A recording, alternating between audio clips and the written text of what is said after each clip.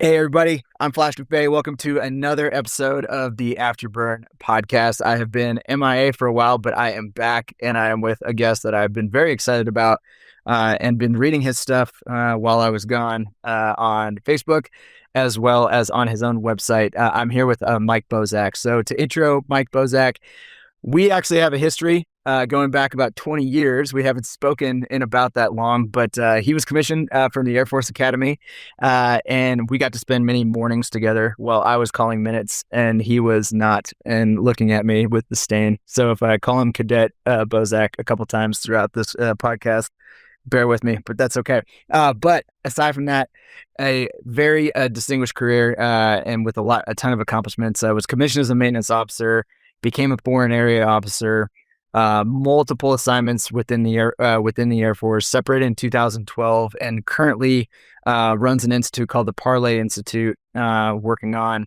negotiations and a think tank for geopolitics for the most part, from what I have gathered. But Mike, thank you so much for joining me today, and we're going to talk about a lot of things today. Kind of zoom out to the strategy of what is going on in the crazy world that we have today.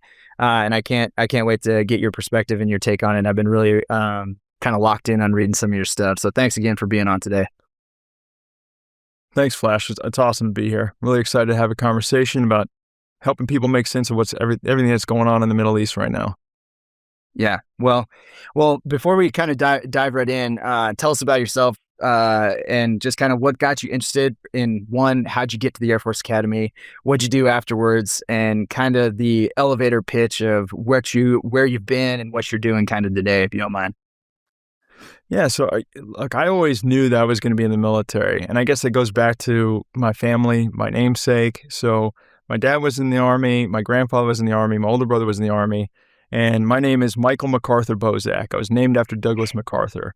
And it's interesting that I'll talk just a little bit about the namesake because it connects to what I'm doing now. Because a lot of people may think, well, my dad was a West Point grad, and that's why he named him MacArthur. But it actually goes back to his family. My grandmother's Japanese. My grandfather was a soldier in the Allied occupation in Japan. And my dad, when he was a little kid, his Japanese grandmother on her deathbed would hold his hand and say, you need to grow up to be a great man like MacArthur. And for me, that was really interesting because here we are, this is a Japanese lady who lived through the war, and MacArthur, who's the head of the general headquarters of the Allied occupation, and she reveres him. She thinks he's a wonderful man. And so ever since I was a little kid, I was always fascinated in post-war policy. How is it that two countries that were vehement enemies in war can somehow become friends later on? And so that colored my perspective on everything as I went through. And then certainly when I went to the Air Force Academy, that was kind of a given. I was going to go to one of the service academies. My dad said, if you're smart, you'll go in the Air Force. If you want to be disowned, you'll go into the Navy. So Air Force Academy it was. And so I get to the Air Force Academy, and I knew that I was going to end up in either Iraq or Afghanistan. And so this fascination with post-war policy in Northeast Asia and Japan and Korea, it translated later to Afghanistan and Iraq and understanding how that works. So there's always been the focus on my scholarly academic studies. But then, I was always had an Army mentality at heart. My family is all Army. So when it came time to commission, I had to pick a job, and as you can see, eyes aren't very good, so I wasn't going to fly. But I always knew that I wanted to lead. I wanted to lead troops. That was what it meant to me. That's, being a military officer, that was the core of it. So what job are you going to do in the Air Force if you want to lead troops right away? And that's aircraft maintenance. I mean, my first maintenance flight, I led 63 troops. Before I was done as a first lieutenant, I was leading a helicopter maintenance unit with 215 people in it. So that was really what I was passionate about doing, and I was really fortunate to have that operational experience. I started first with the rescue guys at Nellis. I was in the 763rd Maintenance Squadron, was it called back then. Did a deployment with them to Helmand Province, Camp Bastion, with the Pedros, which was a really interesting situation. We can talk about that later if you want to. And then they dragged me kicking and screaming over to Creech Air Force Base, and they took me into the drone world. And then I ended up over in Kandahar in 2012 with MQ-9s. So I got a very different perspective on the bureaucracy of war, being there with that unit at that time. From there, I transitioned over to the foreign area officer work and ended up in Northeast Asia. I speak Japanese and had studied North Korea threat for most of my career at that point in my time in academic studies. So they said, okay, you go over to Japan. I did a fellowship over there and then ended up at U.S. Forces Japan, focused on crisis management, dealing with North Korea. And at that point, I had a crossroads. I said, I want to keep doing this international relations work. The Air Force said, we need you back at the flight line. I said, okay, well, I'd like to keep doing this, so I'm going to punch. I'm going to get out. And I went and got my PhD.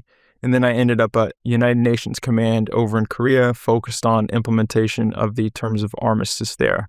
So did that for 6.5 years. And then once again hit a crossroads. I said, it's time for me to settle down and do something different. And this is where I founded the Parley Policy Institute, which is focused on negotiation, crisis management, war termination, and post-war policy. So everything all the gaps that I saw throughout my military career, these are the gaps I'm trying to fill now through this think tank work that I'm doing. And so I think that's it in a nutshell. Awesome. So and apologies on the intro. It's just like, yes, this man went and got his PhD after he got out of the Air Force. So I don't know if you need me to call you Dr. Bosack or anything like that, but I will if you so choose. As long as you don't call me Cadet Bosack, none of that. I won't do it. I won't do it. So yeah, that's so the Parley Institute. So what do you guys do on a day-to-day or just as a whole? What is your guys' main focus, and who do you serve, or anything like that? If you can tell us a little bit about that. So we focus on, the mantra is, we're working to make the world a safer, more peaceful place. And we do that through training and education and information dissemination, bespoke research and in consulting as necessary. So there's all these conflicts that are happening all over the world, all these potential conflicts, you see gaps between different actors with their interests. And what we're trying to do is teach people how to navigate these difficult and complex situations. Now, so you'll see, you've seen it, you mentioned it, you were reading on Facebook and everything. We do daily updates on these conflicts to try to give people clear-eyed information about what's happening. So not just the headlines, but actually trying to make sense of the circumstances and to be able to break things down in ways that allow people to approach it in a more practical and effective manner. The second thing that we'll do is we'll actually engage the parties who are involved in these types of things. So maybe it'll be staff officers who are working on a particular problem set over at Kiryat Gat, or maybe it's going to be folks in NATO who are trying to figure out how to do post-war ceasefire monitoring if and when the hostilities between Russia and Ukraine cease. So there will be opportunities for us to engage those audiences and to try to help them through those things. So for me, when I was in the military and I'm doing these things, first of all, I never had one course on negotiation. We did something at Squadron Officer School, like this little exercise for 2 hours. I'm talking about comprehensive. We're going to teach you all these things, all these different circumstances, how to navigate it. Nobody ever gave me that. So I wanted to have an opportunity to be able to fill that gap. The other thing is that we, as military planners and folks who are in operations, and exercises, you focus on phase 0 to 3. Let's get to the war, let's kick some butt, let's get done with it, and we win. Everybody clinks the glasses and we pat each other on the back, say we won. But 4 and 5, we talk about phase 4 and 5 in doctrine, but how much do we actually really think about it and work on it and create some practical means for being able to implement it?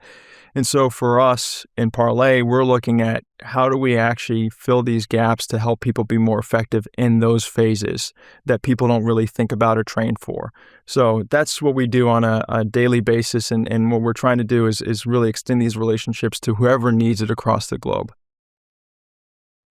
Nice. And if you don't mind, for our listeners, that doctrine, we have discussed doctrine a little bit on some of our episodes, at the tactical level, how does doctrine informed tactics and things like that. And as we're looking at this as warfare is just diplomacy by other means, I know it's a platitude and all this different stuff, but we focus on that phase 0 through 3. Can you expand on what phase 4 and 5 actually is? And in your opinion, kind of, does the United States do a very good job of that? Or does anyone do a good job of that? Or how is that complicate kind of the warfare at the tactical level, like where I live and maybe you lived earlier on in your career, if you don't mind? Yeah, so phase 4 and 5, that's really where you're coming into post-hostilities and then stabilization mission. And it's ironic because really phase 4 and 5, we should be better at it because we were technically doing it for 20 years in Iraq and Afghanistan. There's a couple of challenges with it, though. The first one being is that phase 4 and 5 really takes a lot of interagency coordination, and it takes a lot of non-military style activities to be able to achieve the effects you want to achieve. People forget that, why were we so successful with it after World War II? Because we look at the Allied occupations of Germany and Japan, and you say, well, man, we did pretty good back then. Why is it not the same case now? Well, if you think about it, what was the single biggest difference between World War II and wars in Iraq and Afghanistan? I'll tell you, it's the all-volunteer force versus a draft. When you had World War II kick off and you had a draft, you had lawyers, teachers, educators, architects. You had all manners of expertise that were available within your pool. And so when you said, I need somebody to draft a constitution for Japan, you had a lawyer there that you could reach out to that did constitutional law, taught it at one of these universities, So you had all of this expertise that could flow into this. This is different now than the current force structure because you're resource constrained, manpower constrained.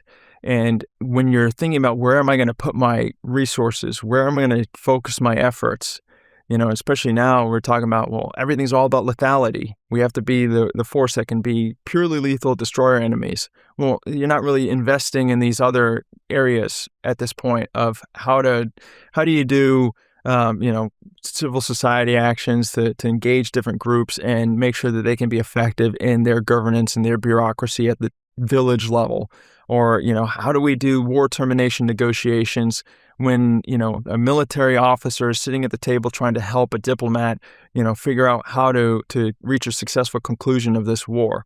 These are things that we don't really practice. We don't really, at least not in my experience, I never really saw being trained or educated. And it's something that we need to get better at, because the reality is that when we look at these limited scale conflicts, the military has to have a seat at the table because they have such an important role, not only in being one of the tools of coercion as necessary in the diplomatic process, but also being part of the implementation process in the peace building and implementation phases. So I think I'll leave it at that right now, Flash.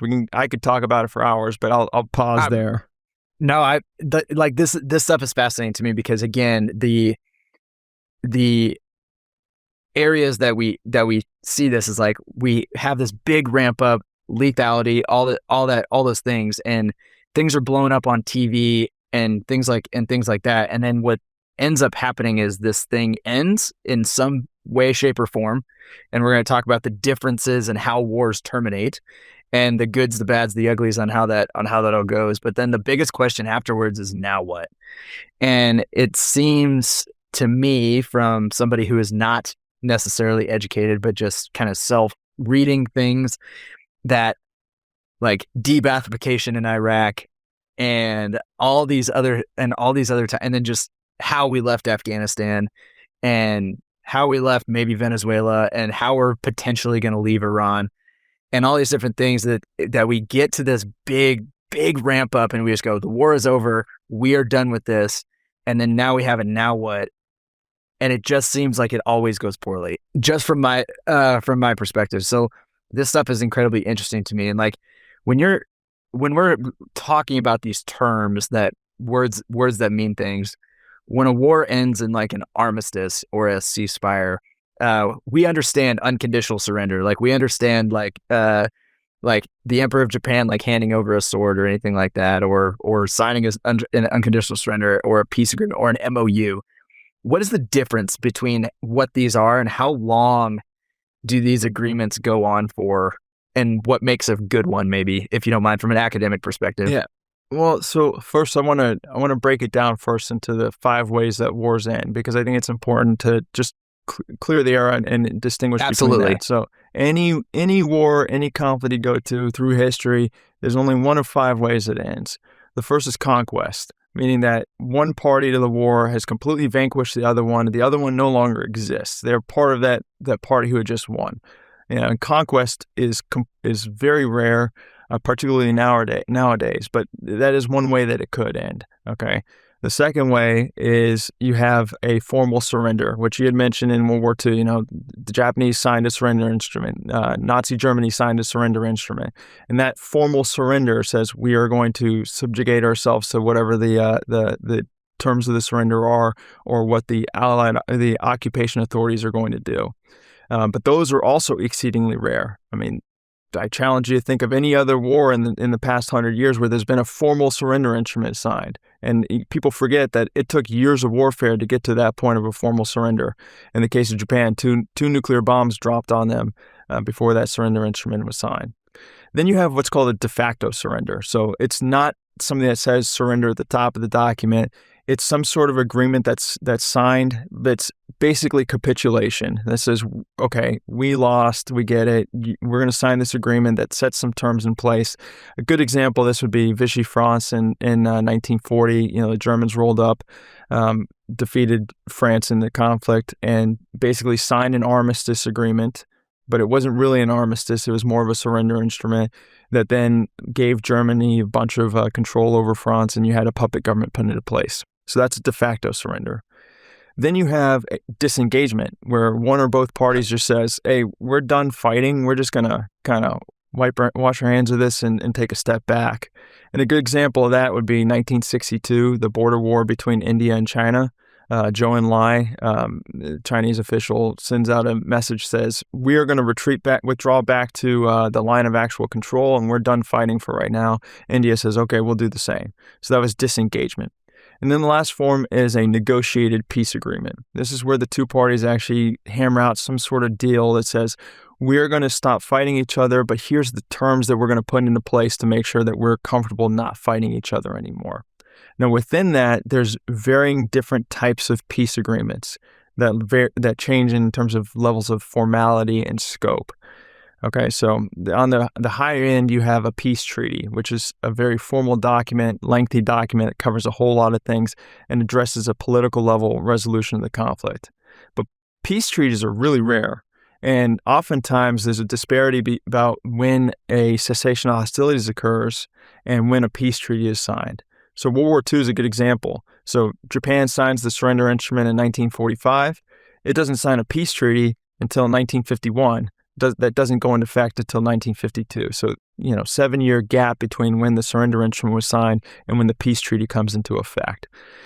What we're seeing now in these lower level peace agreements would be things like joint declarations or framework agreements, which are pledges and expectations to give shape to a peace process.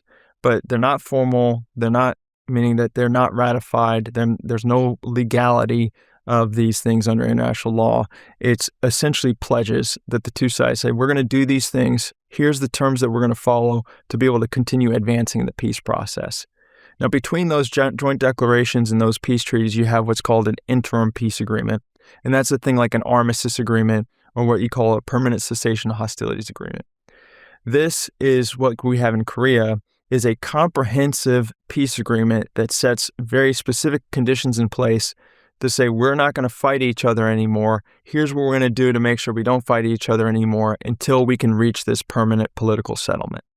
So what we've seen with Gaza, Israel, Lebanon, and U.S. Iran have been framework agreements that have basically been those pledges and expectations to give contours, like guardrails to where they are supposed to go in the peace process, of course, with varying degrees of success. Okay.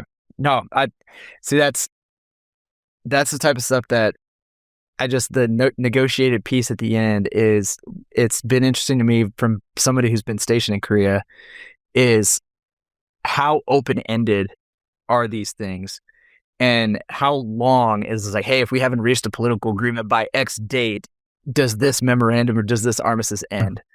And have you ever seen anything like that? Or what are these like when you're in these rooms, or have you ever seen anything like that?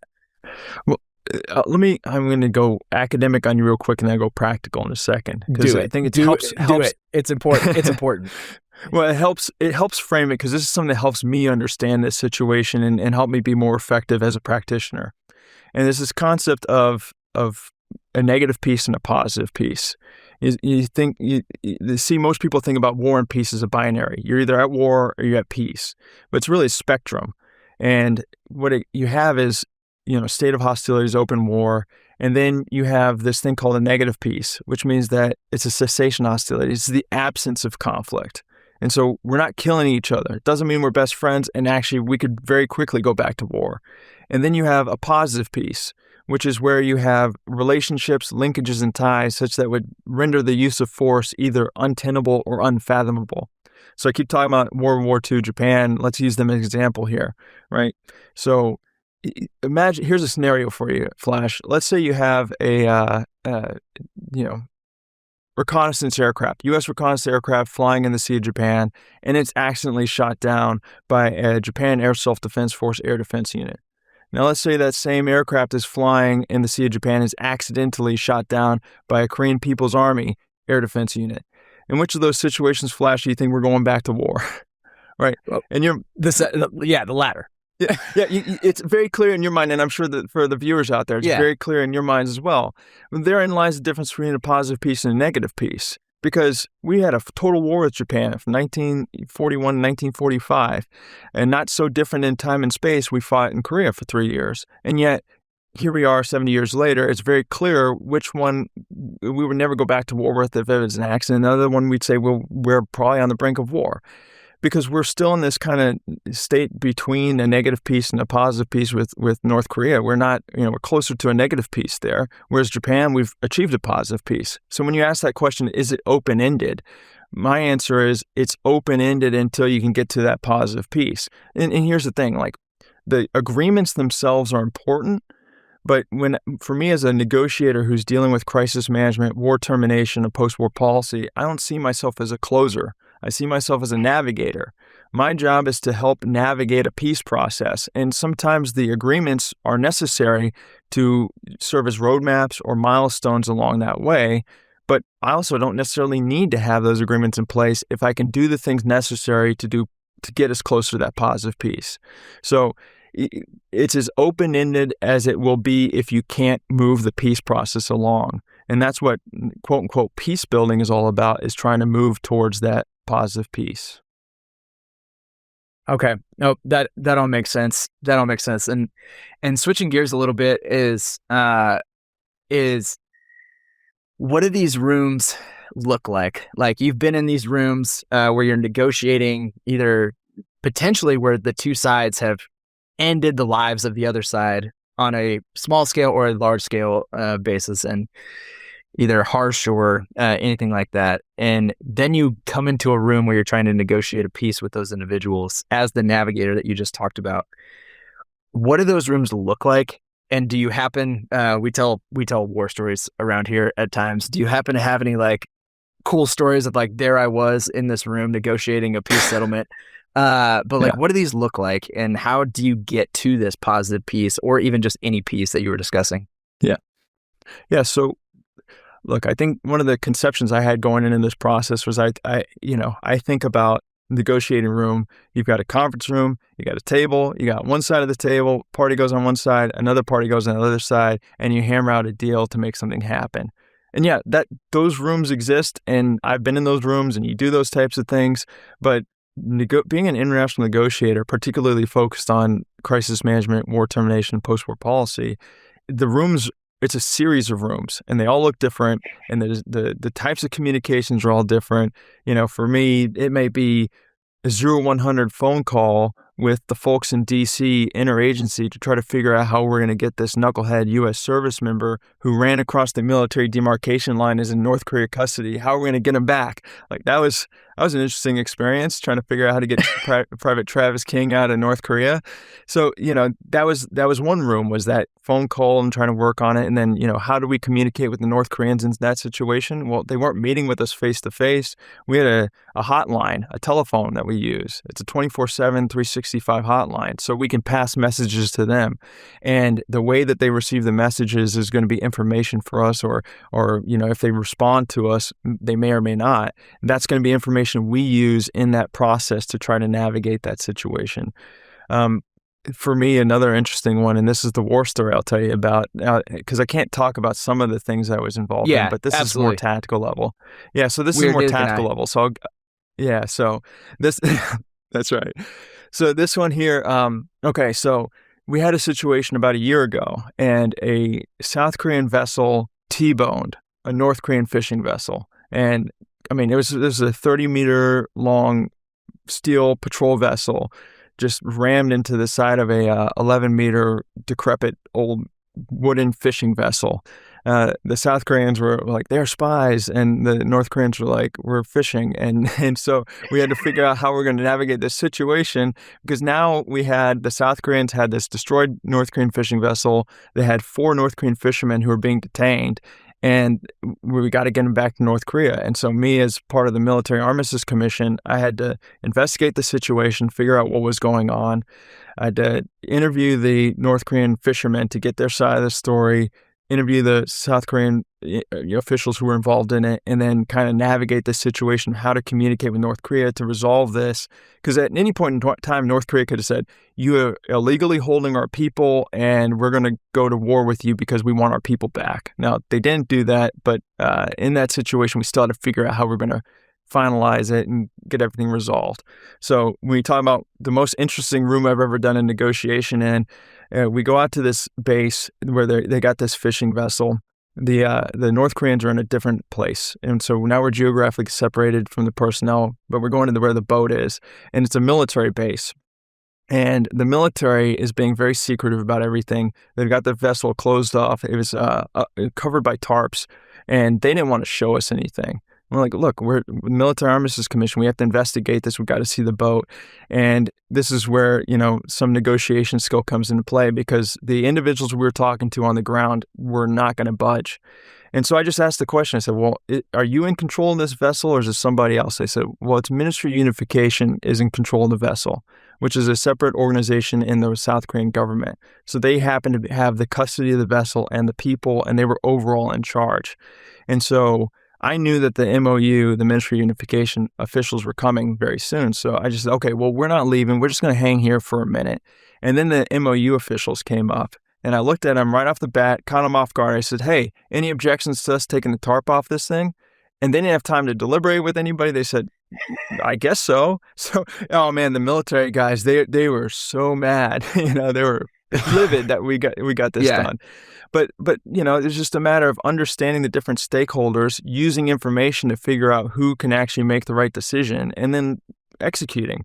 But now the rest of the negotiation happens. Here I am standing on this broken fishing vessel, going back and forth with the Ministry of Unification official about what they need to do to resolve this situation, how they can fix it, and how we need to engage North Korea to actually get these North Korean fishermen back. And it's funny, it was about a year ago, a year and a week ago is when we actually got the guys back. They sailed back to the north, and there was North Korean tow vessels waiting for them. So success story in that situation. So not spies. Not spies. No, absolutely. Just fishermen trying to get back to their families, man. Yeah. Well, and that's the thing, is it's like we have these, we see the stuff on the news about just like special envoys to different countries and people like that. And yes, you have like the big names, like you have your Steve Witkoffs and your Kushners and your JD Vance is actually, Vice President Vance is actually going, but like there are, how many guys are like you? Like when you say like there's all these different rooms, and they're probably having different conversations in each one that all touch varying levels of the negotiation.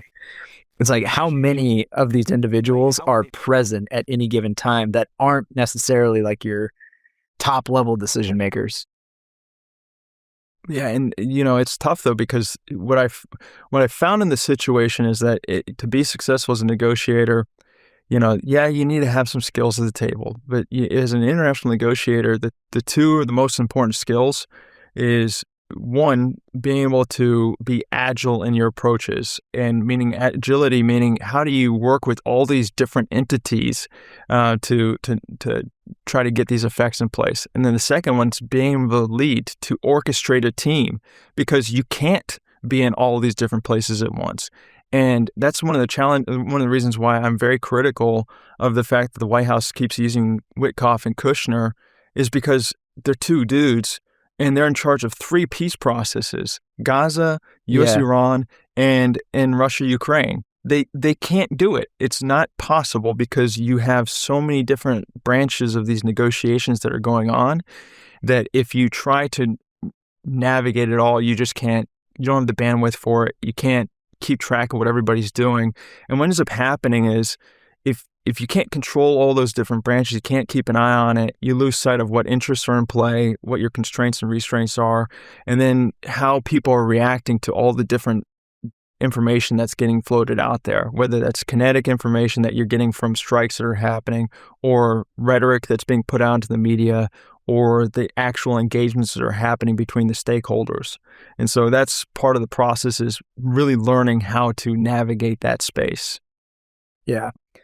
And that kind of moves itself into the crux of the conversation that I want to get into, and what kind of I've been. I mean, we were Facebook friends and in touch 20 years ago, and I read a lot of your stuff. But what really got me interested in bringing you on as a guest was your analysis of the current MOU. And I will say that it is currently the 13th of July.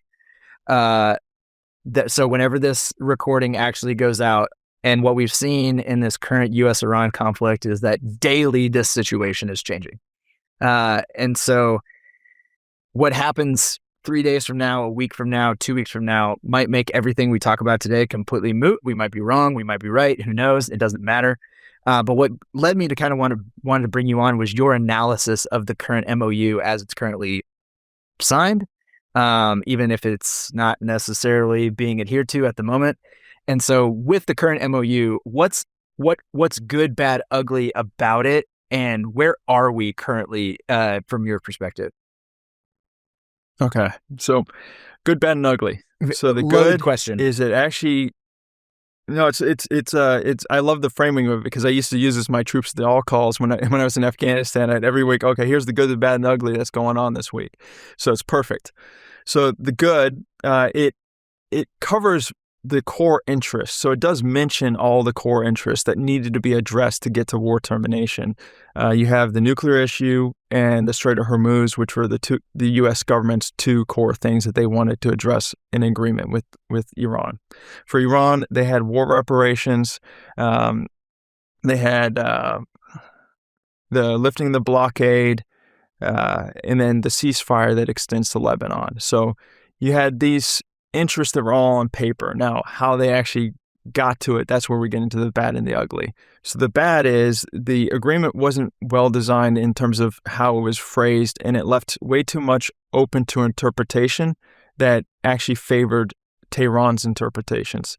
So, for example, like the Strait of Hormuz, if you look at the actual paragraph of the agreement itself, it basically says that there's going to be 60 days of safe, no-fee transit through the strait, and then Iran and Oman get to decide how it's going to be administered after that. And oh, by the way, any removal of mines or maritime hazards are going to be under Iran's responsibility to handle. So Iran is saying, well, you signed this agreement, and therefore we are in control of the Strait of Hormuz. You've already acknowledged that. And that's been a crux of what we see now, where Iran is trying to assert control over the Strait of Hormuz.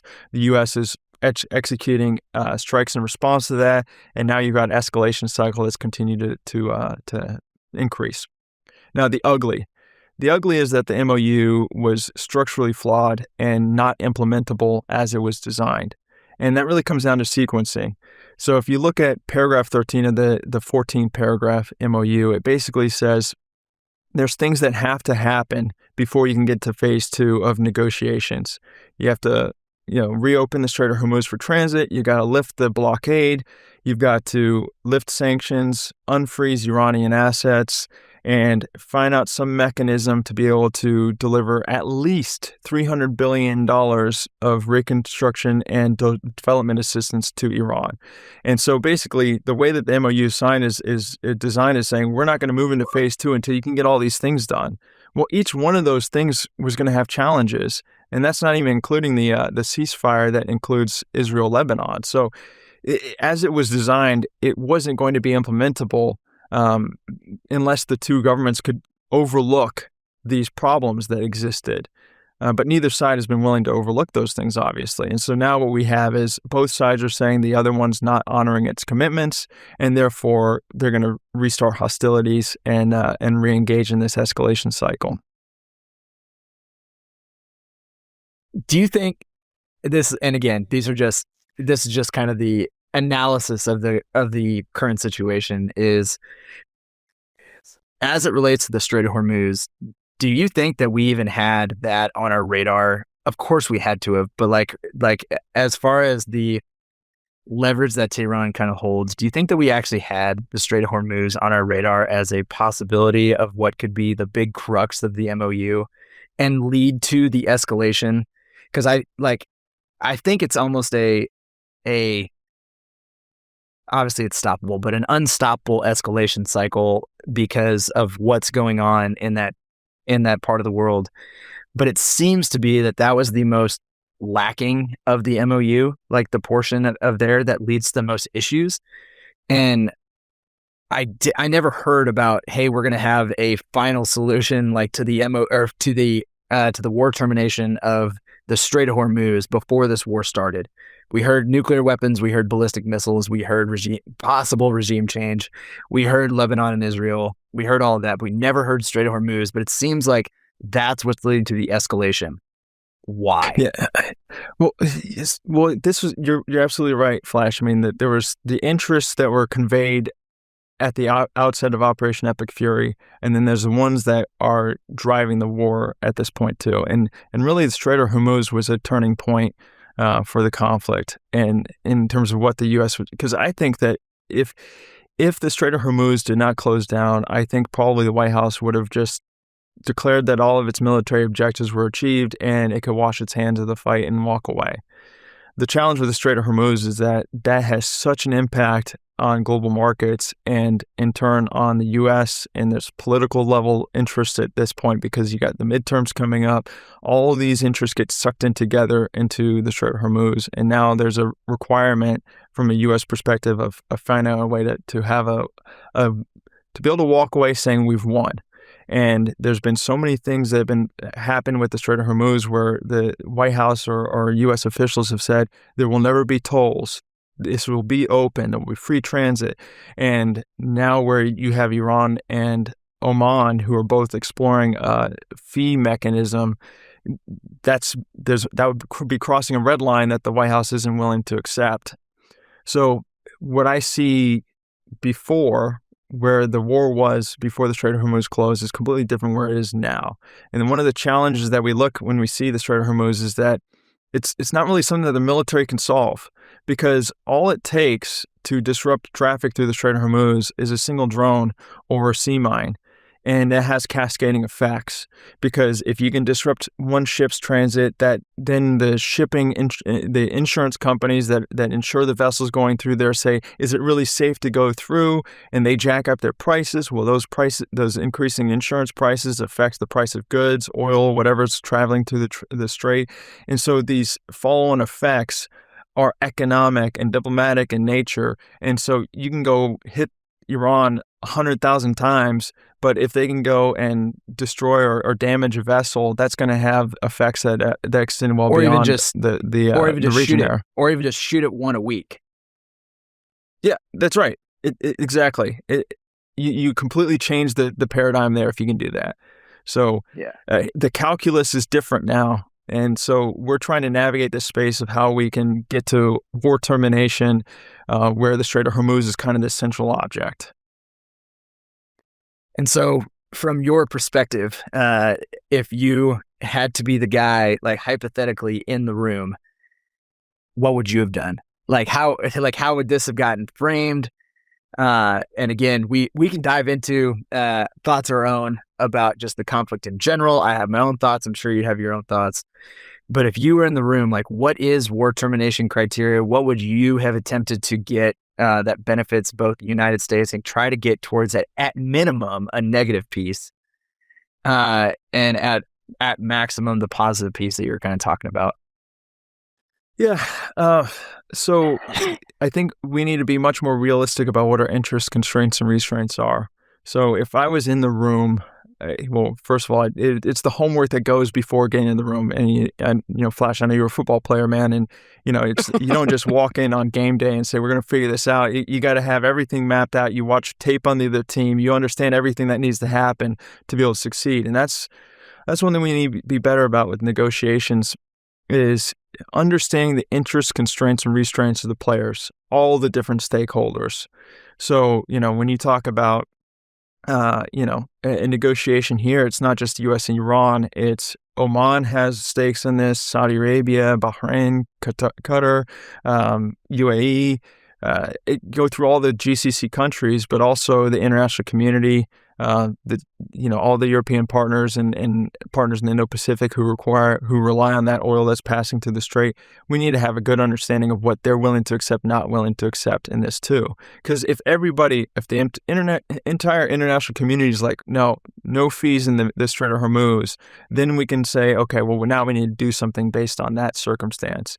But if they're willing to say, yeah, non-compulsory fees, okay, we'll do that. Non-compulsory fees, we have something similar in the Strait of Malacca or the Bosporus Strait. So maybe we can accept that here.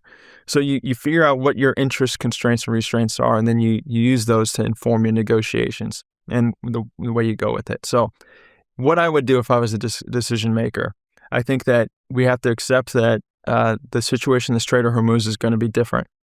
We broke the system, and what's going to be rebuilt in its stead is not going to look like what we exactly want it to look like. I think that we probably have to come to terms with the fact that a non-compulsory fee system is going to be put in place. And what I'd be looking to do is how to shape that in a way that's acceptable based on our interests, constraints, and restraints. As far as military objectives, I would sit down with my military leaders and say, what are the things that we need to do with Iran to say that we are in a good place security-wise? Have we achieved those effects? If we have, then we can wash our hands and we say we're good. We've achieved all of our military objectives. If there's things that are still on the table that we need to do, go achieve those objectives, get those off the table, and then look at disengagement from the war. So I want to be necessarily pursuing a negotiated peace agreement in this point in time. I think that you have an idea of where the interests are, but if you try to get a peace agreement in place, I don't think that Iran is going to be in a place that they want to have something on paper that's going to be acceptable to the U.S., and I don't think vice versa. I just don't think that there's what we call a zone of possible agreement. So then I think disengagement from the hostilities is probably the best option in the near term, with a focus on follow-on negotiations and using diplomatic means afterwards. Interesting. Yeah. Is that acceptable to the either the current administration, or even a different question is, if we disengage, I've talked about this before and thought about it, and this is how I think about it, is the different styles of government that we have is that potentially Iran and Tehran can just wait out this current administration. They can disengage, wait out the current administration, renegotiate with the next administration. Is that going to be the best option for them? And that leads to an interesting negotiation style and negotiation stance from our perspective, is that we effectively are running up against the shot clock of the midterms. We're running up against the end of our administration, whereas the Iranian regime is open-ended, with potential reports that the current supreme leader is alive, maybe dead, who knows. But at the same time, it's going to be the same political system forever, and unless somebody goes in and physically changes it. But is that, from a negotiation, is that acceptable? Is disengagement just acceptable to the United States with a possibility for peace discussions later on in the current administration? Well, let's go back. Let's just rewind the clock to look at what our original interests were with this war. So we said we wanted to destroy Iran's missile capabilities. We wanted to annihilate their navy. We said no nuclear weapons, no support to hostile proxies. And then the unwritten ones, unspoken ones, was we wanted to pursue regime change if possible. And then later on, the Strait of Hormuz came into this. So if you look at that, okay, well, I think militarily, U.S. military has devastated the Iranian military. We can look at the numbers, and it's significant. So the significant degradation of Iran's military capabilities is there. I don't think that we have to try to negotiate something with Iran with that now. With nuclear weapons, I mean, I think that Iran understands at this point that if they pursue a comprehensive nuclear program, that military hostilities are still on the table. And I think you can disengage while still telling them that, hey, look, this is still on the table. If you guys make any moves for nuclear weapons, we're going to go after it. So don't do that. The tough one is going to be the support to hostile proxies and what happens in the region. So that you'd have to try to figure out what the space is going to be for that one and how you navigate that. That's unresolved, and I don't know. There's not a clear and easy answer on that one. I mean, as you probably saw in the news, flash, Saudi Arabia just struck Houthis in Yemen again last night, at least last night for me. So is disengagement politically palatable? I think that if you look at what you're trying to achieve, most of those interests have been secured. The Strait of Hormuz becomes a tough one, but as I said, if you accept that no fee, non-compulsory fee system is okay, then maybe you get a system in place that the U.S. says we're not actually paying fees to Iran, so we don't care. But that might be okay for them to go with. So the short answer, that's kind of tap danced around it. Short answer is yes, you could get there. You just have to be clear, and you have to try not to paint yourself into a corner. That's it. Yeah. This concept of compulsory versus non-compulsory fees is new to me. Can you explain that? Like, what is a non-compulsory fee, and what is its tangent? Yeah. So I mean, look, there's the example would be like Strait of Malacca. You could get navigational aid. You could basically you pay into it because you see benefit from paying into it. Some areas. So like in Bosporus Strait in Turkey, there is an agreement. There's actually an international convention for shippers and things like that to pay these fees to Turkey that they can use. So that's an example of where the companies or the overarching governments or whoever's using the services through that the country is providing. So whatever services Turkey provides that you are accepting, you're going to pay for, but you don't have to. The same thing happens like Strait of Malacca. And theoretically, you could do that too, where you say, well, we're not going to use Iran's navigational aid and support, so we're not going to pay you for those services. But if you're a shipping company and you're like, I want to make sure that it's guaranteeing that my vessel is going to go through and it's not going to have any problems, then I'm going to go ahead and pay this amount to Iran because it's cheaper just to pay them the amount than it is to worry about something happening in the Strait of Hormuz. And so that's where it's like, okay, it's like a protection racket, You don't have to pay, but, be careful what happens if you don't pay. I'm not saying it's a great solution. I'm just saying that there is examples, there's precedent out there, and that's what Iran and Oman will probably push towards to try to find some sort of resolution here. Yeah, and that's kind of like the Iranian route, the Omani route, and then like the middle route that's kind of going on right now is like if you use the Iranian route, you're good. If you use the other ones, it's not good. And things like that. So, okay, that makes sense. Right. No, I like that. And that's so you discussed also like the hostile proxies and the other portions of this. And then in your, like, if I was in the room, like talking to the other Gulf Coast Council countries and things like that, how do allies complicate negotiations? Because as it seems is every single time we go into a conflict, it seems like there is ties to our great power competition of Russia, China, anything like that. It's just like, okay, well, what is Russia and China's response to this going to be? What is NATO's take on this going to be? And just like we have it, like the situation in Israel is a huge part of this, depending on your levels of thought on Israel's influence on this conflict. But like, how do allies complicate these negotiations? And are they present? Are they always talk to? Are they the other phone call in the other room that you kind of discussed earlier? Or how does allies play into it? So I always look at it and I bucket them into two categories. They're either pacifiers and they're antagonists. So somebody who's going to help the peace process or somebody who's going to make it worse. And in this conflict, you can always look at it and say, well, there's definitely examples of both on both sides.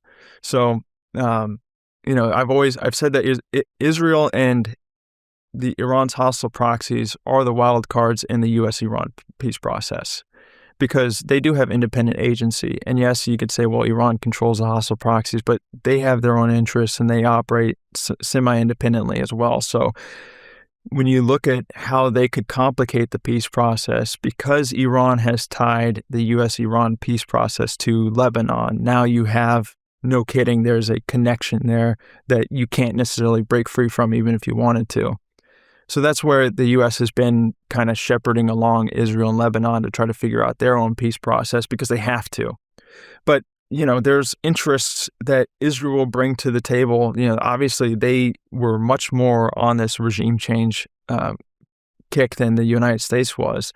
Roaring Lion, that was the whole concept. And even the way that the war kicked off, Israel was the one to start the executing the attacks, and then the U.S., what Marco Rubio said himself was, if we didn't respond at that point, we'd be vulnerable based on Israel's attack, so we had to do something. So Israel was able to use the circumstance to try to pursue its national interests. And I'm not going to comment on whether I agree with it or not. Let's focus on the fact that that's what their interests are, and that's how it's going to drive the peace process at this point, or re-escalation of conflict. I think that when you look at other allies and partners, though, there's plenty of pacifiers out there, people who can help the situation. And, you've got France, who's willing to commit, put skin in the game for the Hormuz coalition.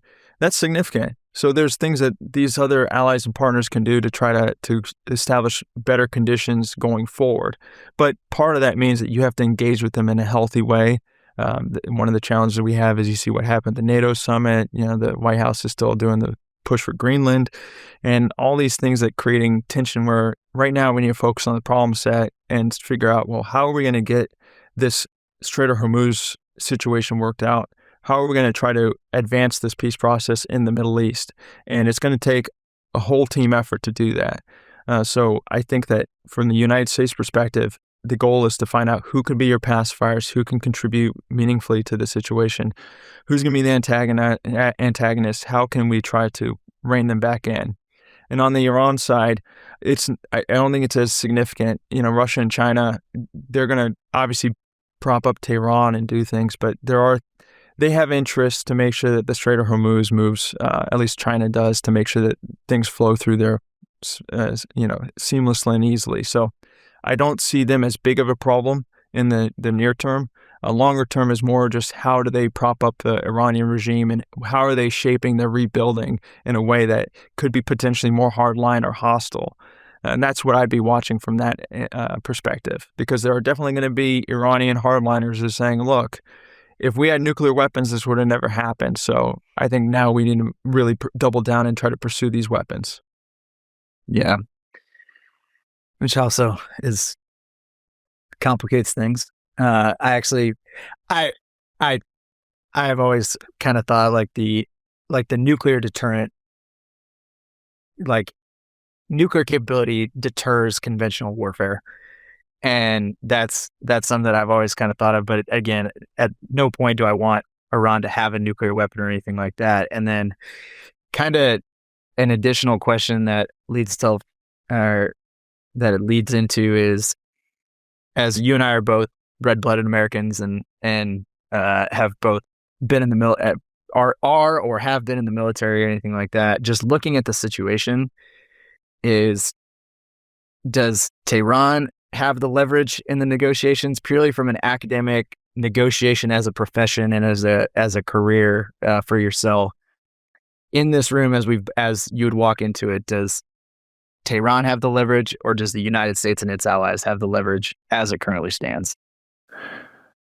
I think that it's tough because U.S. definitely has the military, economic, has all the advantages. But so this is where I'm gonna offer this, okay? Because if the viewers take nothing else away from me today, this is what I want you to take away, okay? Because people look at international negotiations, international relations as chess. It's not. It's not chess at all. In chess, you got two players, you got a board in front of you, you've got equal pieces, meaning equal power on the game, and perfect information. You can see everything that's there. And so it's a testament of skill and knowledge in terms of how you're going to win that game. But it's for international relations, and particularly with negotiations, it's a game of poker. And I say it's a game of poker because there's going to be disparate power, and more than two players at the table. So the U.S. chip stack in this game is much bigger than Iran's chip stack in the game. But the cards that they're holding right now happen to be better cards than the United States. And that sounds crazy to think, but in this situation, Iran is all in. It's for them. This is it. It's regime survival and what they're going to do going forward and how they're going to manage this. So all of their focus is on this. But the United States, that's not necessarily the case. There's multiple things that the White House is concerned about and has to contemplate. There's no midterm election in Iran that they have to be concerned about and how the politics are going to play into this. So obviously that factors in the decision making. Iran's that's their neighborhood that they're in. They live there. That gives them an advantage. And so there are things that they can do at the table that are simply more advantageous to their interests than the U.S. is able to do. And that's the thing about, when we look at poker, we have to understand that every card that hits the table changes the odds completely. So right now, I'd say that Iran has the advantage. We'll see what happens. We're now seeing a re-escalation of the conflict. We're seeing GCC members who are using kinetic force now, that both against Iran or its hostile proxies. So this is a developing situation. We don't necessarily know where this is going to go. But right now, like I said, at this moment in time, 13 July, Iran has a little bit of advantage in its dealings with the United States, and we'll see what other cards come out on the table that may change that. And you had mentioned some in kind of like the pre-production, if you will, like the pre-recording discussions that we were having. I like that. I've never heard that before, where this isn't 5D chess, that some people like to say. It's a game of poker, and at sometimes it seems to me like Iran is playing. Their chip stack is their own chips. And it seems like the United States, like they have to ask potentially other people and other actors, hey, can I play your chips as well? And it's just like, if I throw this in and lose, then now potentially that's something that I thought about after our discussion earlier. Was just like, well, I don't even think our whole chip stack is our own chips. And that's a whole nother set of problems. But yeah, I mean, and buddy's like, hey, can I borrow a couple $100 and go play at this table, Yeah. And it's just like, and oh, by the way, I might lose it hard. And that guy's been drinking for 10 hours. And like that's it. And that's it. And I think it's okay. Like, I think it's okay for, kind of going back to the very start of our discussion is as military members it is okay to have these discussions, to sit there and acknowledge like the facts of the situation and just be like, hey, we still want the United States to overall get to a negotiated settlement that is beneficial to us. But it is okay to say that we're not doing it correctly or we're not doing it the best at this current moment. And here's where we need to pivot to get to achieving our national objectives. I think that's okay. And we just currently don't have the expertise. Like if I was in that room, I would be completely lost. And I think that like maybe the very first time you were in that room, maybe you were as well, and had a lot of learning to do to get to these situations where you can actually feel confident that, hey, my skills in this room are going to get us to that positive peace, or anything like that negotiated peace, which is the most likely situation because conquest, surrender, de facto surrender, disengagement, just like you said, are the more rare of the five types of war termination. But I think it's okay for us to acknowledge the fact that we're coming into a situation and we might not be winning currently, but here's what we can do to potentially get the best outcome that we might want. So I just find that that's an incredibly interesting take on it. If you have thoughts on that. Well, I want to hit one point you just said, about this concept of winning. Because, I think that's something I learned in Afghanistan, and the two deployments there, I'll tell people the first one taught me the cost of war and the second one taught me the absurdity of it. And the cost of war was being with the Pedros and being with Casevac and dealing with, the evacuations. You get up close and personal with the casualties that are in war and the tragedy that is in war. And the second one, the Kandahar, I saw a different perspective on it being with the drones and you're dealing with a whole different type of operations. Your Kandahar was a bureaucratic beast, a bureaucratic nightmare. You got chief master sergeants who are yelling at you for not wearing a reflective belt as you're walking from your crew to the bathroom. It was a weird place.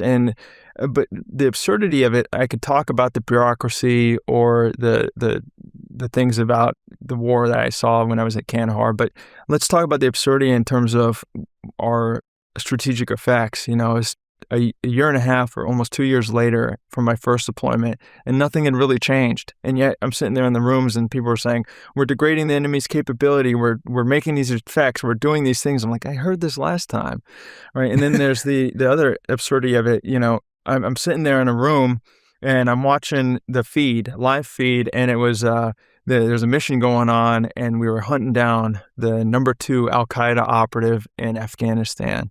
And I mean, it was a perfect shot. I mean, the MQ-9 pilot put the operators put the warhead, the Hellfire missile, basically into the guy's arms, and they eliminated the number 2 Al-Qaeda operative in Afghanistan. Everybody's cheering, clapping each other on the back.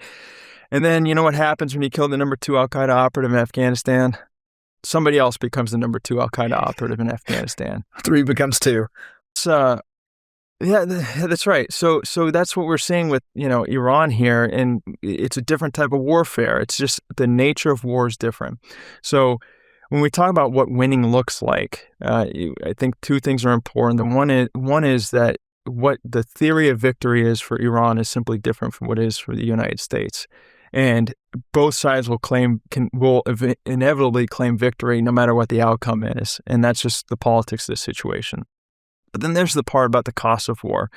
And that's when we talk about war and winning, there are no winners in war. Okay? There's people who prevail, the people who can achieve their objectives and survive the fight. And they can claim that they're the winners. And there's obviously going to be people who profit from the war. They can find a way to make money off of it. They can say they won. But as war is inherently destructive, and what it means is as soon as you start war, you're basically fighting for less than what you had before. And that's always the case. That's since time immemorial. You're fighting for a destroyed piece of something, whether it's land, whether it's interest, and you're trying to achieve something. So it's when I hear win in war, you really break it down into: did you achieve your objectives? Then okay, that's fine. But overall, you have to understand that that's negative sum game. You're going to end up with less overall than what existed beforehand. So. That's my thoughts on it, Flash. Yeah, and I agree with you. I've said it before on here. Is you've done it, like you did it. I do it, and is effectively warfare is our business. But I personally hate war. Like I hate conflict, and it's always bad. And I like how you put it, where you're fighting for something less than what existed before you started the war. And those objectives better be damn worth it. to go fight. And that's the thing that whenever I look at these MOUs or anything like that, it's just like, okay, well, if at the end of the day, when we check off all the boxes, this is what we accomplished, this is what we accomplished, this is what we accomplished, it's like, it was worth it. And and that's all you can really say. And like, winning and losing is the completely incorrect choice of words for the most part. It seems, as I've grown older in my time. Yeah, and there's always, and no matter what, there's always gonna be somebody who says you could have gotten more, or says that you could, that we lost or you won. There's gonna be arguments on both sides, and that's why having a clear strategy with your clear desired ends is so important. Because if you achieve those ends, you can walk away and say we succeeded, and then that's the goal. That's what you need to be working towards. Yeah. All right, and then getting towards the end of our discussion is just your opinion, man, of like, where do we go from here? Yeah. What do you think is going to happen? And and whether it's what do you want to have happen from a negotiator perspective, or what do you think is truly going to happen? Yeah. So as I mentioned, negotiations, poker. So in poker, you never try to guess the hand that the other person's holding. So I don't say that person's holding a pair of queens. I'd say might have a pair of queens, could have a straight flush, or a straight draw, could have a flush draw. In this case, what I would say is let's look at the range of options here that could happen with this war. So range of options, you have U.S. disengagement. U.S. just says, we're done fighting, we're going to pull back our troops. And what will end up happening if that's the case is that there'd still be low-level skirmishes because as Iran tries to assert authority over the Strait of Hormuz or attack a vessel, the U.S. would have a response to that. And so you'd have this low-level conflict that goes until the dust settles. Second option is you have another interim deal. So like another memorandum of understanding. Basically, the two sides say, okay, the first MOU wasn't good. It didn't work out. So let's try something new and we'll reshape it. It's possible with this administration. I don't think it's likely because I don't think they'd sign themselves up for a second MOU that would fail. And so I don't see that being a high likelihood option. Next option is that the two sides actually are able to find some sort of comprehensive deal. They're actually successful engagements. The intermediaries work. It's possible, but again, I think very unlikely here. The next is you have a re-escalation of the conflict and what we call moving the escalation ceiling up. So, early on in the conflict, POTUS was talking about let's, possibly take an island, let's move some ground troops over here. And so that's also a possibility. So they say, okay, well, Iran is too big of a problem. And so now we need to escalate the situation further and get deeper into this war. I don't think that they'll get to that point. I think that more likely is you'll see a temporary re-escalation that will move into either another, memorandum type agreement. More likely it will move into disengagement and then that low-level conflict I mentioned.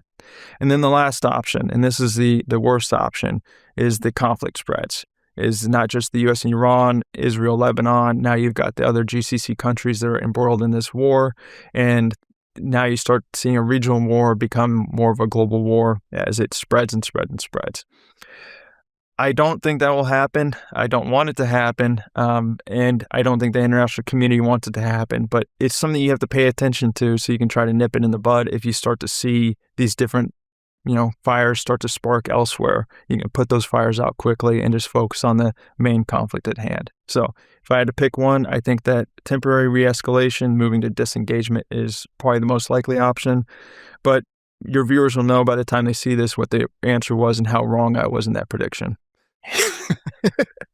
Well, I hope sooner rather than later that, again, the disengagement is what ends up happening. I agree with you that I think it is going to end in a just pure disengagement, that we're just going to say, sounds great. We have done it. Both sides are going to play the politics game, and then we're going to go from there. And hopefully it is less destructive than more destructive for a lot of people's sake, as well as the region. And obviously the politics and the and the interactions and the relationships within the region are the most complicated anywhere there is in the world, as we've seen before. And hopefully it can come out with some sort or semblance of positive peace. But I don't see that occurring between us and Iran at any given time. So I think I would agree with you. I think it'll end. I've learned something today as far as like more of a disengagement and negative peace that we will be living with Iran.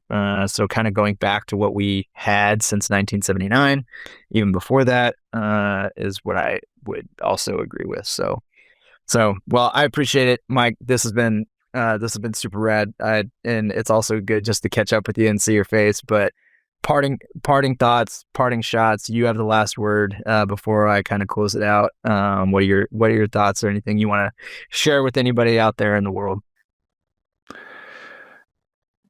First, I want to express my appreciation to you for your service, Flash. It's great to see you, and thank you for having me here on the podcast. Yeah. So I think the one thing I'd say is that ultimately, look, conflict's going to happen, war's going to happen.